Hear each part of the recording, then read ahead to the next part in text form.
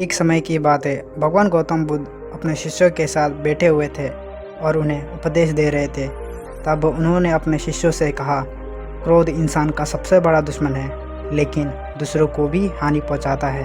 वह प्रतिशोध की अग्नि में जलता है और अपने जीवन को बर्बाद करता है। उनके उपदेश खत्म हो जाने के बाद उनके शिष्य में से एक शिष्य खड़ा होता है और उन्हें बोलता है, तू एक ढोंगी है। तेरी बातें मनुष्य के रहन सहन से विपरीत है। तू जो कहता है उसे अपने जीवन में अनुसरण नहीं करता और दूसरों को ये सब करने कहता है। जब वो शिष्य गौतम बुद्ध को उल्टी सीधी बातें कह रहा था, गौतम बुद्ध ने कोई भी प्रतिक्रिया नहीं दी और वो शांत बैठे थे। लेकिन ऐसे में वो व्यक्ति और भी ज़्यादा गुस्सा हो गया और गुस्से में आकर उसने गौतम बुद्ध के मुंह पर थूक दिया। इसके बाद भी महात्मा गौतम बुद्ध को गुस्सा नहीं आया और वो शांत बैठे थे। उन्होंने अपने चेहरे से थूक को पोंछा और वो चुपचाप बैठ गए। ये सब देखकर उस शिष्य को समझ नहीं आया कि वह क्या करेगा। गुस्से में आकर वो उस जगह को छोड़कर चला गया और अगले दिन अपने घर पहुंचा। जैसे ही वो अपने घर पहुंचा तब उसका दिमाग शांत हो चुका था। दिमाग के शांत होते ही उसे इस बात का एहसास हुआ कि उसने कितनी बड़ी गलती की है, उससे पाप हुआ है। वो खुद को मन ही मन कहने लगा, ये मैंने क्या कर दिया, मैंने महात्मा बुद्ध का अपमान किया है, ऐसा पाप मैं कैसे कर सकता हूँ, मैंने बहुत बड़ी गलती की है, मुझे जाकर उनसे माफ़ी मांगनी होगी। ये कहकर वो तुरंत ही गौतम बुद्ध के पास चला गया, लेकिन गौतम बुद्ध उस जगह पर नहीं थे।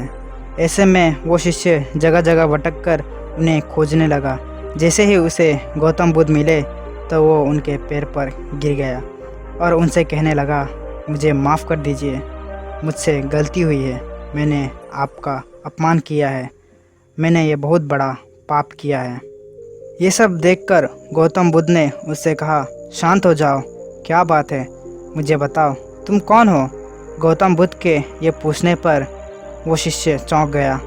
वो सोचने लगा कि महात्मा बुद्ध मुझे कैसे बोल सकते हैं, मैंने तो उनका अपमान किया था। ये सोचकर उसने महात्मा बुद्ध से पूछा, मैं वही शिष्य हूँ जिसने कल आपका अपमान किया था और आप इतनी जल्दी मुझे भूल गए।